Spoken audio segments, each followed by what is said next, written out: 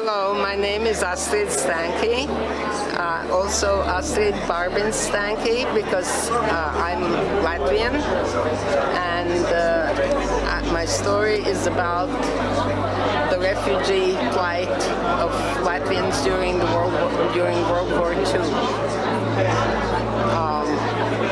We came to the United States in 1949, and I was 14 then, and since that time up until now, when I'm in my 80s, people always ask me where I'm from.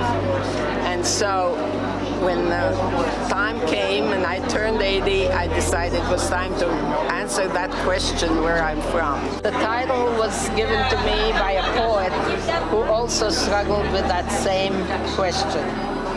And as all our people have done, because we are not basically well known as a country that was taken over by the Soviet Union in 1940, and then the Iron Curtain fell on them in 1945 after World War II.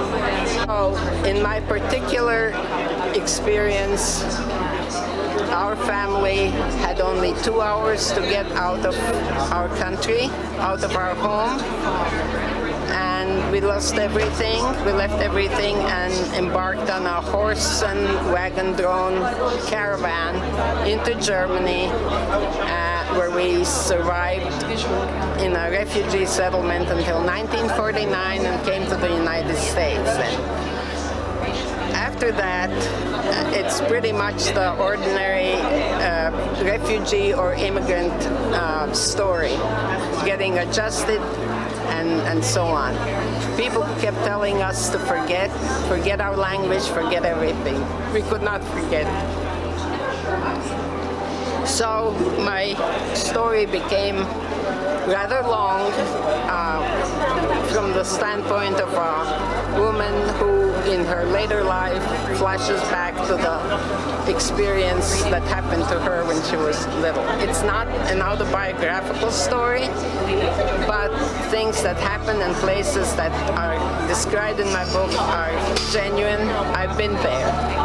I made my heroine, Milda, a little bit older than I am, so she could go through the growing up process in Germany. So one book is about, book one covers the story of Milda as she's at a song and dance festival, and full of Latvian people who celebrate have these festivals quite often to keep their ethnicity alive. And so she goes back to that experience, and then book two covers the exact war experience, and book three takes her back home. So the title, How Long Is Exile, goes on. The exile feeling, the feeling of being a foreigner, and yet living a very normal family life in the United States. I have the two sisters who are separated by the war, reunited in book three, and after 50 years coming together again, finding that they are really very different people and strangers, that you really cannot go back, and that exile that was physical has become an internal exile, and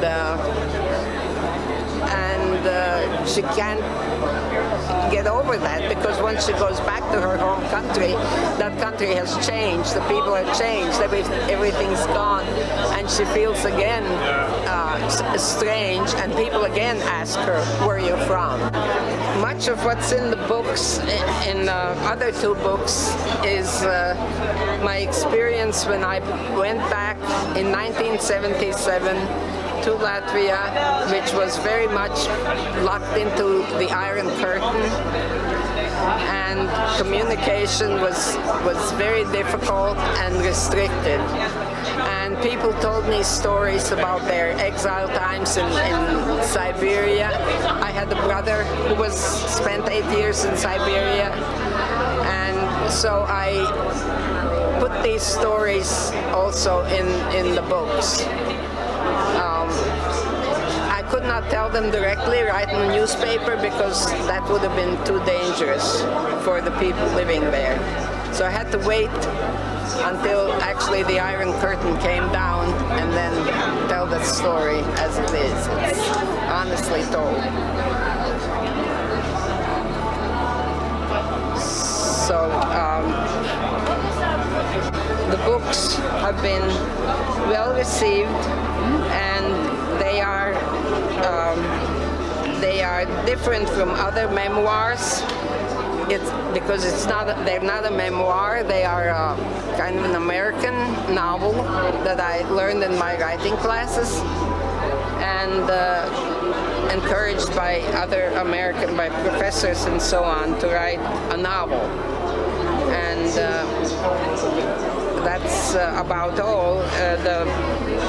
The number 3, as you know, is a significant number in every culture. And so the heroine goes through 3 countries, basically 3 languages, 3 stages in life, with flashbacks and different manner of flashbacks, letters and things like that.